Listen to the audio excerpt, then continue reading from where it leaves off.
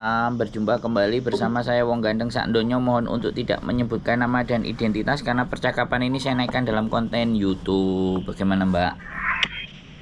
Oh nggih. Niki Mas Sandro nggih. Oh, siap. Wong Gandeng Sakdonyo, Mbak. Sandro Jabrik.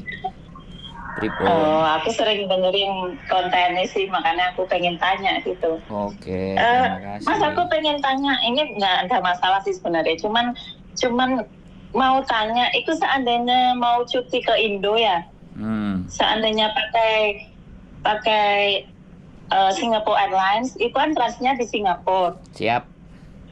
Terus itu seandainya kan transitnya sekitar 3 jam apa 6 jam gitu kan, itu seandainya keluar dulu dari airport Singapura itu bisa nggak? Maksudnya bisa keluar masuk nggak gitu?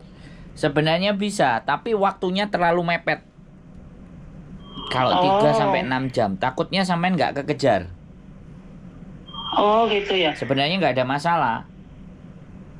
Oh, soalnya kakaknya pengen ketemu gitu, paling nggak ketemu di bandaranya atau gimana gitu loh. Iya, nggak apa-apa. Ya kalau memang sampean mau keluar, itu nggak ada masalah.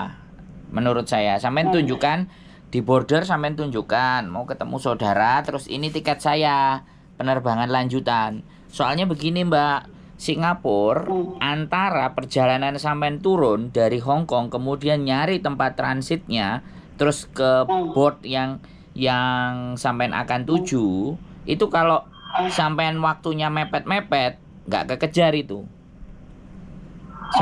Saran aku begini, kalau memang sampean mau memaksakan keluar, sampean cari dulu kira-kira penerbangan jadwal di 4 jam atau 3 jam atau 6 jam sebelum sampean berangkat itu sampean sudah tahu gate-nya. Sudah hafal tempatnya gate. Dari gate itu cari nanti yang exit imigrasi yang lebih dekat dari gate-nya. Oh, tambah ribet ya. Loh enggak, makanya enggak gini, sebentar. Sampean tak kasih tahu caranya kalau sampean mau maksa mau keluar, bisa dipahami enggak? Kalau selisih sampean itu sekitar 12 jam atau lebih dari 12 jam, itu sampean keluar tidak menjadi persoalan. Nah, masalahnya adalah sampean hafal enggak apa terminal Singapura? Singapura terminalnya ada 3, 1, 2, 3 gitu loh. Nah, kalau sampean hafal dan tahu alurnya lebih cepat, nggak ada masalah. Yang saya takutkan adalah waktu mepet, sampean maksa keluar, ya kan? Mepet, waktu keluar, sampean balik, bingung, panik, jam udah mulai, panik, malah tambah nggak ketemu. Ketika sampean nggak ketemu, nah tujuannya pulang, jadi persoalan, kan repot. 4-6 jam itu riskan, Mbak. 4-6 jam itu riskan sampean mau keluar. Tapi kalau 12 jam saya masih silahkan. Oh iya. Iya, jadi sekali lagi saya tidak melarang sampean silaturahim dan bertemu dengan saudaranya. Tapi dipahami kondisi dan keadaannya, jangan sampai aku seneng kalau sampean sudah tanya sebelum jalanin. Karena takutnya nanti alah ya wis tak budal dhewe.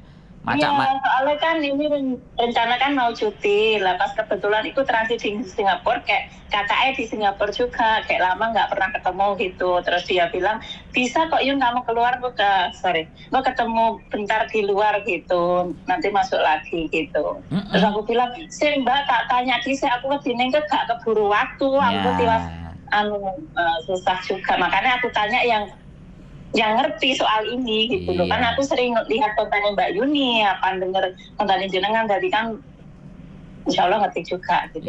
Makanya sebelum aku bingung, ibu kan tanya dulu gimana nih gitu. Boleh. Kayak gini kan jadi boleh, sebenarnya menurut saya tidak ada masalah, tapi kuasai dulu kondisi dan keadaan.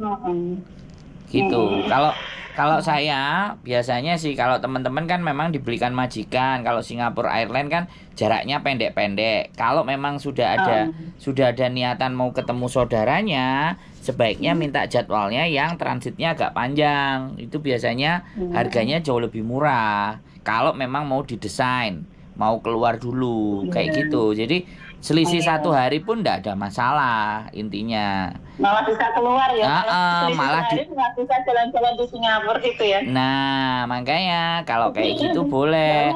Saya juga kayak gitu, Mbak, besok karena kemarin besok Kemarin nggak ada rencana mau ketemu lah. Terus aku kirim tiketnya, terus dia bilang tuh, awakmu ikut nunggunya 6 jam loh Yun. Sorry nyebut nama. Nunggunya 6 jam daripada awakmu cuma tengah-tengah nang jero metuwe dilut gitu. Terus tak petui gitu. Terus aku enggak tak tanya dhisik aku gitu, malah aku kok petiku nek ketinggalan pesawat gitu. Makanya saran yang terbaik dari saya adalah setelah sampean turun, sampean lihat di TV bahwa penerbangan berikutnya sampean jam berapa, gate-nya sebelah mana. Gate-nya terus pintunya nanti mau pakai pintu yang mana. Karena maskapai sekali lagi kadang-kadang merubah gate itu suka-suka dia. Makanya kita harus rajin-rajin ngelihat yang ada di TV. Bisa dipahami kan, Mbak?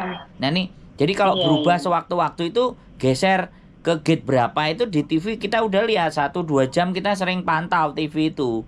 Makanya kenapa ada TV di mana-mana itu tujuannya itu, Mbak. Jadi untuk perubahan-perubahan gate itu biar cepat, biar manusia-manusianya itu nggak banyak yang terlambat. Jadi seperti itu. Kalau sampean memang memaksakan mau keluar, saya sarankan cari gate-nya, sampean lokasi gate-nya. Dari lokasi gate itu cari exit yang terdekat. Gitu loh, dari imigrasi. Karena biasanya imigrasinya itu ngumpul di satu tempat. Jadi kita harus jualan jauh ke sana baru keluar. Nah, itu yang jadi repot. Tapi kalau pintu imigrasinya ada banyak, itu enak. Kan kayak gitu tuh, Mbak. Kalau Hong Kong itu kan satu, pintu gate-nya kan di bawah itu selesai. Dia masuk lagi ke dalam, tapi Hong Kong kan lebih enak gitu ya. Iya, tapi kalau Singapura itu ada 3 terminalnya lebih lebar daripada Hong Kong. Makanya nek sing nggak ngerti bingung karena penerbangan juga internasional. Iya. Saya pernah 1 kali naik Scott itu juga sampai telat. Ya gara-gara. Berarti ya kalau pesawat gitu berarti kita beli lagi pesawat sendiri ya? Iya pastinya. Ya tiketnya hangus kecuali kalau KT biasanya kalau KT ya. Tapi saya juga nggak tahu kebijakannya kalau sampai naiknya Singapore Airlines. Kalau sampai telat terus akhirnya nanti sampai diikutkan di penerbangan berikutnya ya nggak ada masalah. Tapi penerbangan berikutnya kan kita nggak ngerti jam berapa. Makanya itu yang harus sampai tanyakan dulu pada saat masuk di Hong Kong mau berangkat ya. Terus sampai sempat bertanya kalau semisalnya saya telat dan di Singapura kira-kira maskapai penerbangan mengganti saya atau nambah berapa persen. Sampai tanya tuh di Hong Kong. Jadi biar nanti kalau ada problem masalah itu sampean sudah bisa ngatur siasatnya harus bagaimana dan seperti apa dan kayak apa. Iya. Bisa dipahami ya. Sekali lagi saya bukan melarang sampean untuk tidak bertemu dengan saudaranya, tapi benar-benar lihat situasi dan kondisi serta keadaan. Makanya kan belum kejadian kan aku tanya dulu gimana baiknya. Jadi kan untuk antisipasi gitu loh. Kalau kayak gini kan kita bisa mikir ketemu enggak, apa lain kali ketemu gitu kan. Siap. Makasih ya.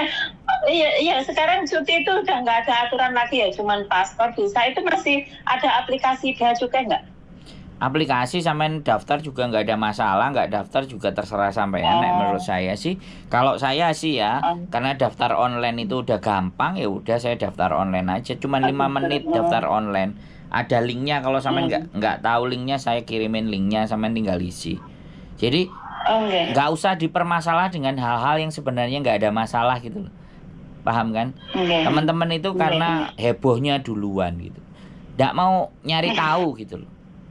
Aku setiap konten jenengan apa Mbak Yuni ku mengikuti, jadi aku ngerti ini kasus apa gitu kan, kita sendiri juga harus belajar gitu. Betul, makanya sebelum melakukan kan telepon dulu ini salah satu memang dampak dari ketika sampai nonton terus ragu, terus memastikan, terus bertanya. Nah, itu aku seneng. Jadi biar nanti kejadian nggak kita ditelepon terus mari kejadian ya keker, aduh pusing.